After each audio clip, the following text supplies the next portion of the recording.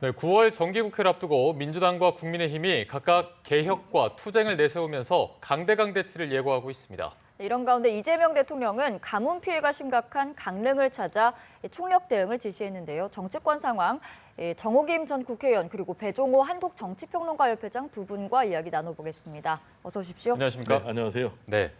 자, 9월 정기국회를 앞두고 여야는 각각 1박 2일 워크숍과 연찬회를 열고 대응 전략을 논의했는데요. 먼저 여야 당대표의 발언을 들어보고 대담을 시작해 보도록 하겠습니다. 많은 저항이 있을 것입니다. 그러나 우리가 똘똘 뭉쳐서 한마음 한뜻으로 나아간다면 우리가 헤쳐나가지 못할 부분은 없다고 생각합니다. 잘 싸우는 정당으로 만드는 것이 저는 혁신의 시작이라고 생각합니다. 열심히 싸우신 분들만 공천받을 수 있는 그런 시스템을 만들어내겠습니다. 네, 여야 당대표의 발언을 함께 듣고 오셨는데요. 일단 민주당에서는 한마음 한뜻으로 나아가겠다. 또 국민의힘에서는 잘 싸우는 정당을 만들겠다라면서 어떻게 보면 강대강 대치를 예고하는 모습이었습니다. 일단 인사청문회 또 대정부 질문을 비롯해서 여야가 가장 크게 부딪힐 쟁점을 꼽아주신다면 어떤 게 있을까요? 제가 볼 때는 특정 현안을 꼽는다기보다는 9월 정기국회는 여야가 초강경으로 나오는 전면전 양상이 될 것이다. 그래서 곳곳에 지금 지뢰밭이 깔려 있는 그런 상황이다. 이렇게 말씀드릴 수가 있겠고요. 예. 정청래 대표 그리고 장동혁 대표 특징이 두 가지인데 하나는 두 사람 다 강경한 지도자다. 라는 것이고 또 하나는 두 분 다 강경 팬덤의 지지를 받고 있다. 그 지지를 통해서 당대표에 선출됐다. 따라서 두 분 다 모두 지금 강대강의 대치 국면을 이어갈 것으로 그렇게 전망이 됩니다. 방금 인터뷰에서도 봤지만은 정청래 대표는 똘똘 뭉쳐서 야당의 저항을 뚫고 나가자. 이렇게 입장을 밝혔고 지금 국민의힘 장동혁 대표 같은 경우는 혁신의 시작이 잘 싸우는 정당이다. 그리고 잘 싸우는 사람을 또 공천을 하겠다라고 언급할 정도로 지금 싸우는 정당을 얘기를 하고 있기 때문에 9월 정기국회 시작하기도 전부터 정말로 암울한 그런 상황인데 역시 이제 가장 큰 쟁점은 크게 한 세 가지가 꼽힐 것 같아요. 하나는 지금 권성동 의원과 관련해서 특검이 구속영장을 청구를 했기 때문에 체포동의안이 표결될 것이고요. 이것과 관련해서 여야가 먼저 강하게 격돌할 것으로 그렇게 전망이 되고요. 그리고 또 지금 9월 정기국회에서 지금 인사청문회가 있습니다. 특히 이제 최규진 교육부 장관의 정치 편향성 문제라든지 과거 발언 이 문제를 둘러싸고 여야가 격돌할 것으로 그렇게 보여지고요. 역시 이제 가장 또 주목되는 분야는 더 세진 특검법 개정안 처리입니다.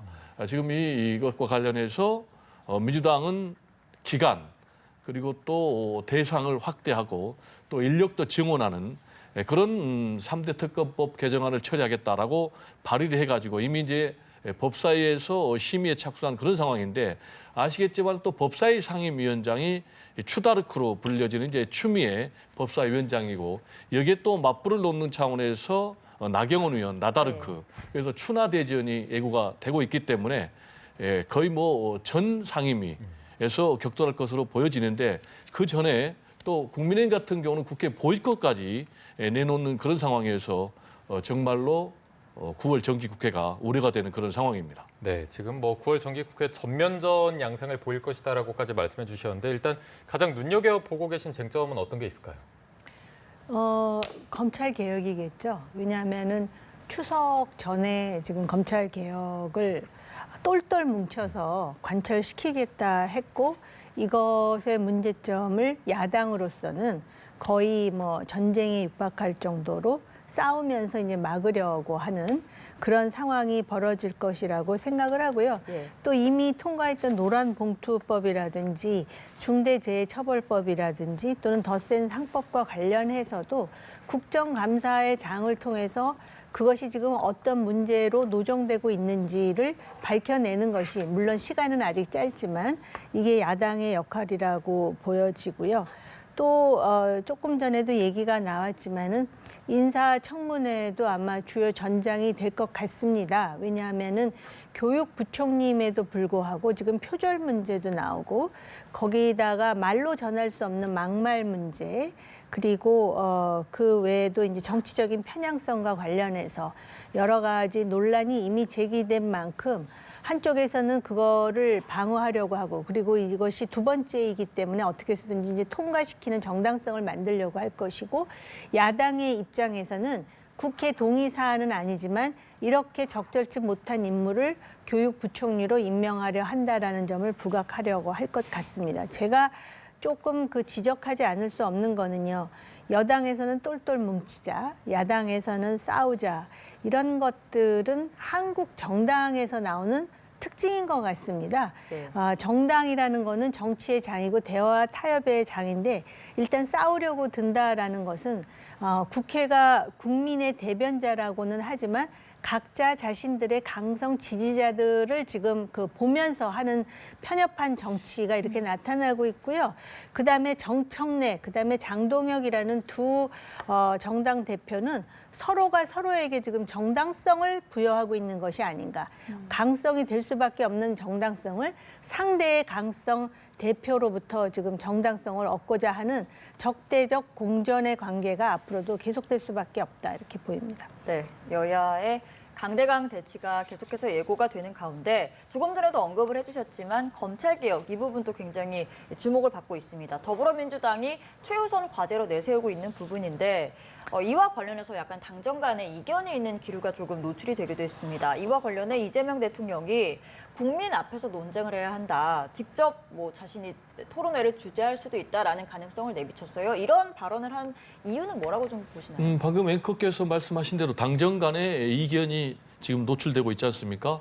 그런데 그 이견이 노출되는 것도 좀 어느 정도여야 되는데 상당히 좀 국민들에게 신뢰를 잃을 정도까지 이 노출이 상당히 심각한 상황으로까지 가고 있다. 이렇게 이재명 대통령이 판단한 것 같아요. 그래서 앵커께서 말씀하신 대로 그렇다면 내가 직접 이 토론회를 내가 주재할 수도 있다라고까지 나온 그런 상황이 이런 배경이 아닌가 이렇게 생각이 되고요. 최근에 잘 아시겠지만은 민주당의 강성 의원이라고 분류되는 분들이 이 정성호 법무부 장관을 공개적으로 비판했단 말이에요.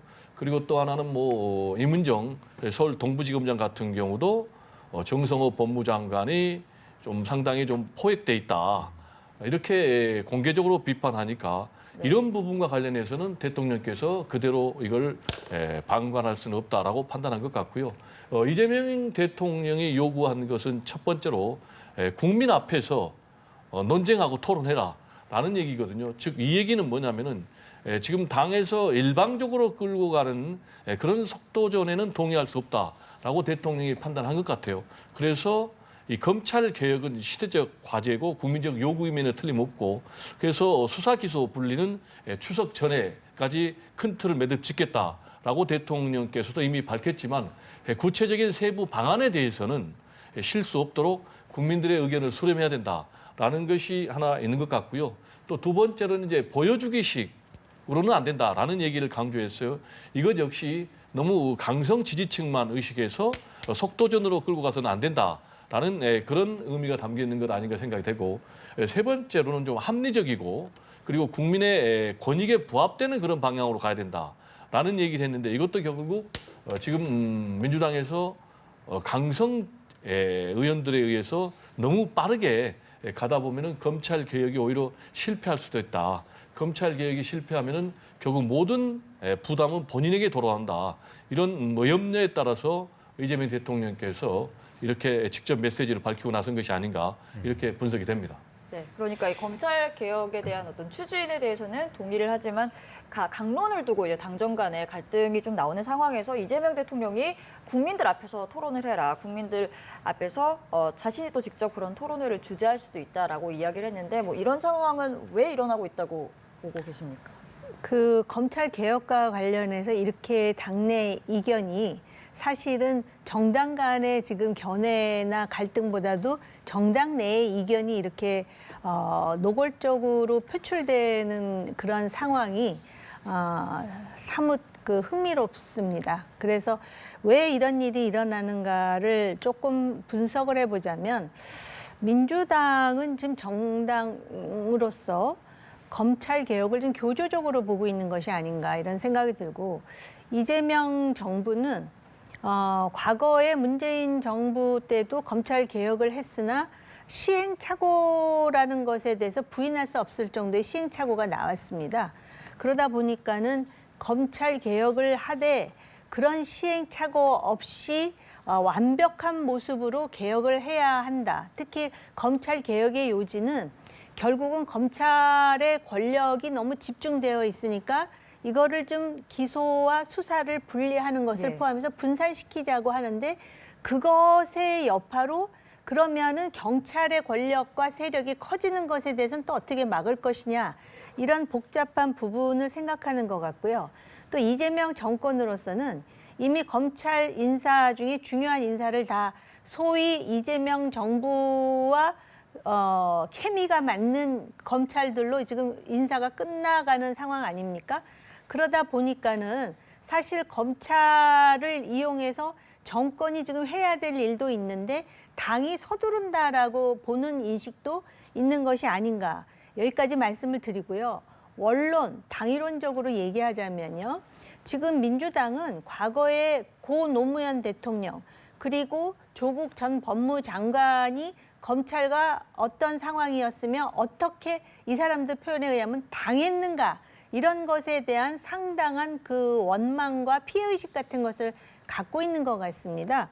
그런데 검찰 개혁이라고 말할 때 개혁은 바로 이런 정치적 속성에 대한 개혁이라기보다 범죄의 피해자 내지는 범죄의 잠재적 피해자, 범죄의 잠재적 피해자는 국민 모두가 다 속하는 것 아니겠습니까? 그 피해자로부터 어떻게 국민을 보호하고 그다음에 인권을 지켜나갈 수 있는가에 초점이 맞춰지고 방점이 맞춰져야 되는 거 아니겠습니까? 개혁의 대의는. 그런데 이제 그런 부분보다는 아마 당에서는 속전속결로 개혁을 이루었습니다라는 거를 지지자들에게 보여줘야 되는 상황이고 정권 내지 정부의 입장에서는 여기서 시행착오가 나오거나 또는 문제가 불거졌을 때 그 책임은 정부가 져야 된다라는 부담감이 있는 것 같고 그다음에 야당으로서는 지금 검찰 개혁에 너무 정치적인 관점만 포함되어 있는 것이 아니냐. 제가 조금 전에 말씀드렸던 그런 의미의 검찰 개혁이 돼야 된다라고 보는 것 같습니다. 그래서 결국은 중수청을 행안부에 두느냐 법무부에 두느냐 같은 것 가지고 지금 갈등이 표면화된다라는 것은 결국은 그 검찰의 힘을 억누르는 대신에 자칫 잘못하면은 경찰의 입장이 세지고 그다음에 그동안 검찰이 수사해왔던 많은 그 부분이 있습니다. 특히 검찰의 전문성이 요구되는 그런 것에 대한 개입은 여전히 있는데 형태만 바꾼다 그래서 개혁이 되는 것이냐라는 문제가 제기되는 것입니다. 네, 사실 검찰 개혁을 놓고 이재명 대통령이 이렇게 공개 토론 카드를 꺼내고 나서 정청래 대표의 그 발언을 봤을 때 전광석화라는 단어가 나왔거든요. 그만큼 좀 밀어붙이겠다라는 의지를 표출했습니다만 다시 원팀 원보이스를 강조를 했습니다. 결국 갈등이 좀 일단락됐다 이렇게 볼 수 있을까요? 아니면 추후에 계속 갈등이 좀 남아 있을까요? 갈등은 일단락됐다고 볼 수는 없고요. 근본적으로 갈등은 지금 현재 존재하고 있고 앞으로도 계속 될 것이다 이렇게 볼 수밖에 없어요. 지금까지 이제 저를 포함해서 우리 정 의원께서도 말씀하셨지만은 일단 이 검찰 개혁의 속도 그리고 시기 이 방향에 대해서 정부와 당 그리고 대통령과 정청래 대표가 좀 입장이 다른 것 같아요. 정청래 대표는 이 검찰 개혁을 추석 전에 끝내겠다라는 이제 그런 입장을 내걸고 결국 당선이 됐거든요. 그러면 이제 본인은 이 강성 민주당 지지층에 의해서 당선이 됐기 때문에 이 공약을 반드시 지켜야 될 필요가 있어요. 그러니까 서두를 그런 이제 입장인데 반면에 지난번에도 이미 당 정간에 좀 이 시기를 놓고 이견이 있어가지고 이재명 대통령께서 가닥을 잡은 것이 추석 전까지는 큰 얼개 그래서 이제 정부 조직법 개정안을 처리하는 것. 그렇지만은 뭐 중수청을 어디에 둘 것인가, 뭐 국수본을 또 뭐 어디에 둘 것인가, 국가수사위원회 어디에 둘 것인가, 이런 세부적인 방향에 대해서는 좀 시간을 갖고 국민들의 의견을 수렴해서 시행착오 없이 해야 된다라는 그런 입장이고, 여기에 반해서 정청래 대표는 여전히 이 속도전을 강조하고 있는 그런 상황. 그러다 보니까 대통령께서 직접 토론회를 주재하겠다라는 입장을 밝혔음에도 불구하고 이른바 페달론을 내세웠지 않습니까? 예. 자전거 페달을 계속 밟지 않으면은 검찰 개혁이 실패로 돌아간다라는 이제 그런 입장을 밝혔지만, 또 말씀하신 대로 그러다 보니까 그러면 정청래 대표하고 이재명 대통령과 또 갈등이 있는 것 아니냐라는 이제 그런 입장이 있다 보니까 워크숍을 했지 않습니까? 워크숍을 통해서 대통령께서 민주당 소속 의원 전원과 1대1 사진을 찍고 또 오찬 회동을 하고, 그 이후에 지금 당과 또 정부는 원팀, 원보이스다 이런 입장을 내놨지만은, 이 검찰 개혁은 아까도 말씀드렸듯이 시대적 당이고 또 국민들의 요구 사항이지만은 구체적으로 어떻게 해야지 이게 바람직한 검찰 개혁이 되는가라는 부분은 굉장히 어려워요. 역시 가장 어려운 대목은, 그러면 이제 검찰에 집중된 이 권력을 분산시키는 것은 당연히 필요한데, 그러다 보니까 경찰에 또 너무나 이 권한이 집중되는 이런 문제, 그리고 검찰의 권한을 과연 100% 박탈을 해야 되느냐, 아니면은 일부 수사를 또 지휘할 수 있는 그런 권한을 남겨두느냐, 이런 문제를 가지고 앞으로 계속해서 당 정간에 또 국민들 간에 그리고 전문가들 사이에서도 이견이 계속 나올 것 같고요. 그래서 저는 이재명 대통령이 방법론을 얘기했듯이 국민 앞에서 다 열어놓고 토론하고 논쟁해서 가장 이상적인 그런 방안을 속도와 시기와 상관없이 만드는 것이 정답이 아닌가, 이렇게 생각이 됩니다. 네. 정 전 의원께서 아까 말씀해 주셨지만 당에서는 뭔가를 계속 보여줘야 되는 입장이고, 정부 입장에서는 뭔가 잘 안 풀렸을 때 책임을 져야 하는 그런 리스크를 감수해야 되는 상황이기 때문에 결과론적으로는 부딪힐 수밖에 없는 상황인데, 앞으로 추석이 이제 한 달 조금 넘게 남은 상황에서 이 검찰개혁 국면이 어떤 식으로 흘러갈 거라고 보십니까? 아마 이제 그 총론에 대해서는 어떻게 해서든지 외형적으로 뭔가가 통과된 것 같은 모습을 보이겠죠. 근데 강론은 그냥 수두룩하게 남겨놓은 채, 그러면은 수사와 기소를 분리한다. 그래서 이런 방향으로 간다. 근데 정말 중요한 거는 요새 뭐 외교든 어느 분야든 상투적으로 쓰는 말 있지 않습니까? 악마는 디테일에 있다고. 그래서 그런 상황이 가지 않을까 이렇게 생각합니다. 그러니까 무조건 통과시키는 게 중요한 게 아니라 강론이 중요한데, 노란봉투법 같은 경우도 이런 문제가 있다 그러니까는 정책실장이었나요? 대통령실의 정책실장이 일단 해보고 고치면 된다 그래갖고 얼마나 많은 비난을 들었습니까? 이게 무슨 저 구멍가게를 운영해도 해보다 아니면 말고로 하다 보면은 완전히 가세가 기울어질 수도 있는 일인데, 대한민국이라는 나라의 규모가 그렇게 해보다 안 되면 고칠 수 있는 그런 정도의 작은 규모가 아닙니다. 그리고 성숙한 민주주의 국가라고 한다면은 많은 의견과 이견을 수렴해가지고 가장 현실적으로 최적의 안이 무엇이고 최악의 안을 피할 수 있는 방법이 무엇인지를 고민하는 흔적이라도 남겨야지. 추석 전에 뭐 지금 국민들이 원하는 게 검찰 개혁입니까? 검찰 개혁 해야죠. 근데 원하는 건 아마 민생일걸요. 경제가 너무 어렵고 난 먹고 살기 힘들다라는 거에 대해서 해소해 주는 게 우선순위 아니겠습니까? 네, 알겠습니다. 또 이런 가운데 국민의힘 상황도 좀 살펴보겠습니다. 국민의힘은 이제 장동혁 대표가 취임을 하고 나서 강경투쟁 기조를 더 분명히 하고 있는 상황입니다. 조금 전에도 나다르크라고 언급을 하셨는데, 오선 나경원 의원을 법사위 간사로 긴급 투입을 했고요. 전면적으로 좀 강경하게 나가겠다, 이런 전략이라고 예측을 해볼 수 있겠죠? 네, 아까도 우리가 직접 봤지만은 지금 국민의힘 같은 경우는 혁신의 시작이 싸우는 정당이라고 이미 설정을 하고 있기 때문에 계속해서 대정부 투쟁을 해 나갈 것으로 그렇게 우려가 됩니다. 지금 이제 국민의힘 같은 경우는 가장 중요한 혁신은 뭐겠습니까?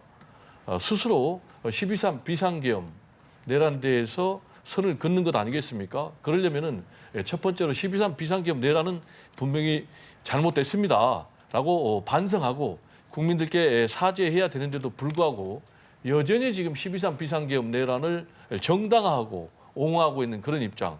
그러다 보니까 윤어게인, 윤석열 전 대통령과 같이 간다라는 이제 그런 입장. 또 그러다 보니까 윤어게인을 외치고 부정선거 음모론을 외치는 전한길 씨를 또 안고 가는 그런 상황. 그러다 보니까 또 어떻게 되겠습니까? 전한길 씨가 사실상 국민의힘을 쥐락펴락, 좌지우지하는. 그래서 일반적으로 지금 국민의힘은 강성 극우 세력, 전한길 씨, 뭐 정강호 씨 등 이런 사람들에 의해서 포획된 그런 정당이다라는 평가를 받고 있기 때문에 이런 정당에서 지금 어떤 상황이 벌어지겠습니까? 강성 극우 세력들이 원하는 그런 방향으로 갈 수밖에 없는 거예요. 전한길 씨 같은 경우는 최근에 뭐라고 그랬습니까? 전한길을 품으면은 내년에 지방선거의 자치단체장도 되고 또 국회의원 공천도 받고 대통령도 될 수 있다라고 얘기를 했거든요. 제가 들을 때는 이 말은 전한길이가 품으면 대통령도 될 수 있고 국회의원 공천도 받고 또 내년 지방선거에 당선도 될 수 있다라는 그런 얘기로 들리는데 실제로 전한길 씨가 품으니까 지금 장동혁 대표 같은 경우도 김문수 후보를 이기고 당선됐지 않습니까?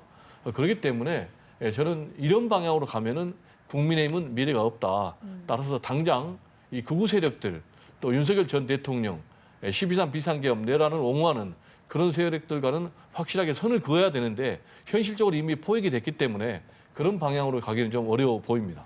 예, 뭐 국민의힘이 강경투쟁 기조를 분명히 하고 있지만 뭐 좀 쇄신이 먼저 이루어져야 하지 않을까라는 그런 말씀을 하셨는데 이 상황에 대해서 좀 어떻게 바라보고 계시는지 궁금합니다.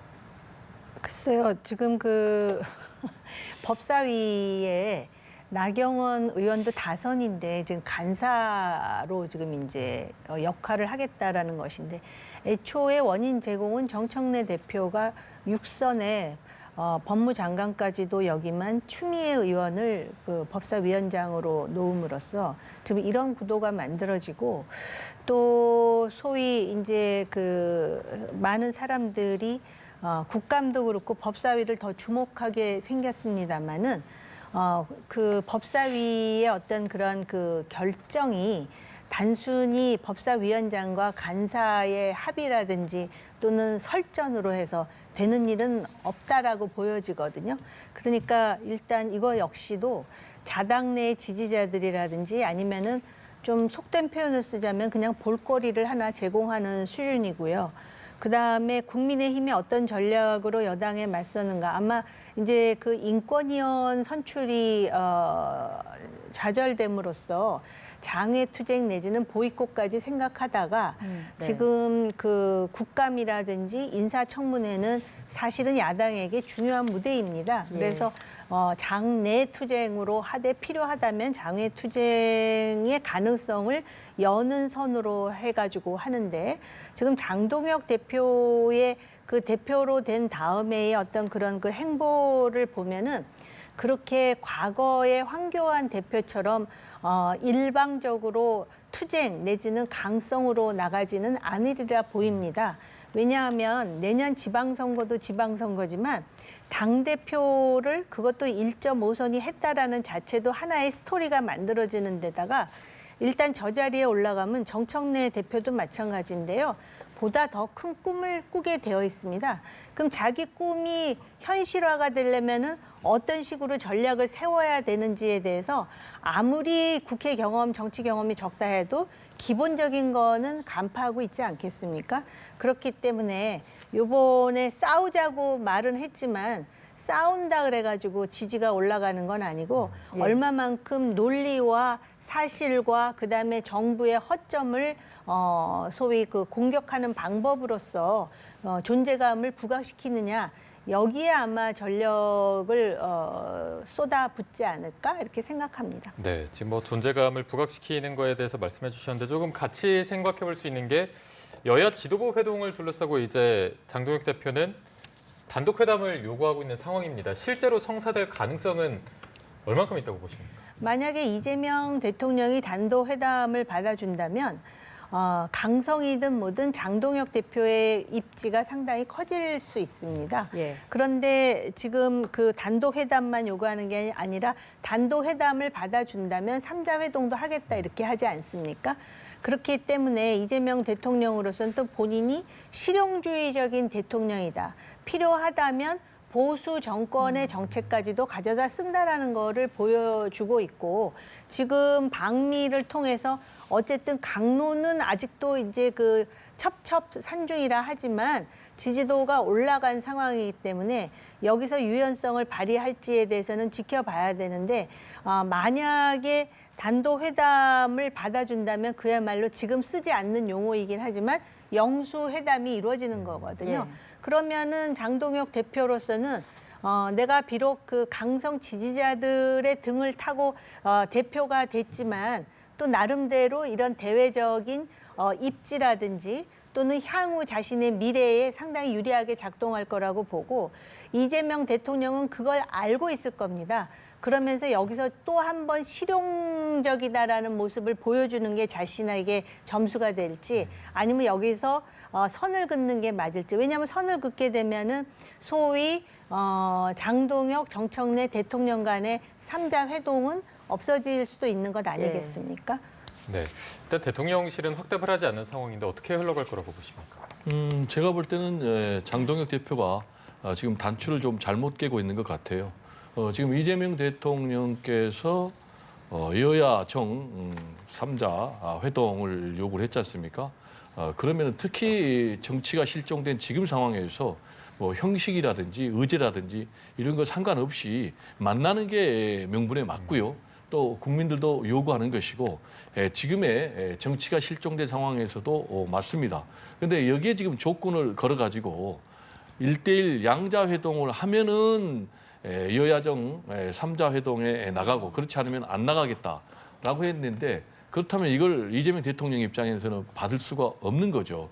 지금 이재명 대통령이 이번에 여야정 3지도부 회동을 제안한 것은 두 가지 점에서 저는 의미가 있다고 봐요. 하나는 시기의 문제가 의미가 있고, 또 하나는 지금 한일 그리고 한미 정상회담을 갔다 왔지 않습니까?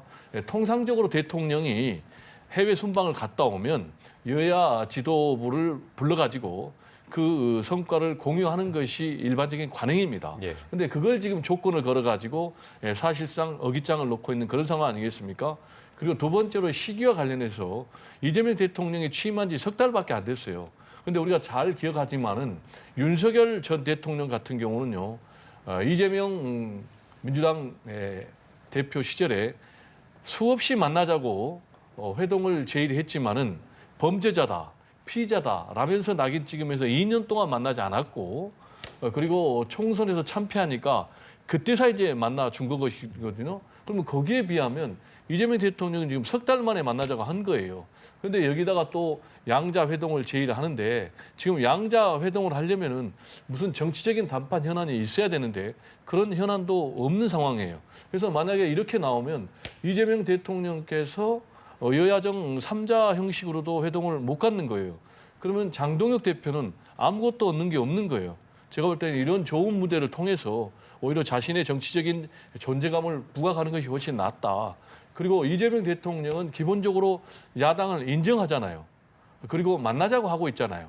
그렇다면은 이재명 대통령의 다음 수순은 이렇게 여야정 3자 회동하고, 그 다음에 자연스럽게 또 장동혁 대표도 저는 만날 수 있다. 그래서 순리대로 해야 된다. 그리고 마지막으로 하나 더 첨언을 하자면, 지금 장동혁 대표는요, 자기 모순에 빠져 있어요. 취임 일성이 뭐라고 그랬습니까? 이재명 정권 타도를 외쳤어요. 근데 이재명 정권 타도를 외친 사람이 이재명 대통령 만나자는 건 자기 모순 아니에요? 그래서 만약에 장동혁 대표가 정말로 이재명 대표하고 1대1 양자 회동을 원한다면 제일 먼저 해야 될 일이 이재명 대통령을 인정을 해야 되는 거예요. 그러려면 자기가 뱉었던 말, 이재명 정권 타도, 이거를 취소하고 사과를 해야 되는 거예요. 그걸 안 하면서 이재명 대통령한테 만나자? 그건 전혀 앞뒤가 맞지 않는 얘기다라는 좀 지적을 하고 싶습니다. 그 오바마 대통령이요, 그렇게 국민들로부터 여러 가지로 그 본인이 흑인이고 뭐 이런 소수자임에도 불구하고 국민들로부터 추앙을 받았던 이유가, 정말 정부가 그 국익을 위해 필요한 법을 통과시켜야 되면 그냥 본인이 국회의사당에 찾아가 가지고 야당 의원들을 만났기 때문에 그렇거든요. 그리고 제가 조금 전에 이렇게 3자하고 2자 하게 되면은 장동혁의 정치적 입지가 커질 거라는 얘기까지만 했는데요. 사람들은 한 3개월만 지나면 다 잊어버려요. 예. 그런 상황에서 3자 회담 끝나고 차라도 한 잔 마시죠 하면서 장동혁 대표하고 얘기를 하게 되면은 이재명 대통령을 칭찬하겠습니까? 장동혁 대표를 칭찬하겠습니까? 지금 여러 가지 사안이 많지 않습니까? 그런데다 지금 윤석열 전 대통령 얘기가 나왔잖아요. 윤석열 전 대통령이 야당 대표를 만나지 않아서 지금도 비판을 받고 있지 않습니까? 그렇다면은 윤석열 대통령하고 똑같이 하지 않으리라는 이재명 대통령이 좀 그런 면에서 유연성을 발휘한다면은 오히려 본인의 지지가 올라간다라는 말씀을 첨언으로 드립니다. 네, 좋으신 말씀인데 그래서 만나자고 하고 있잖아요.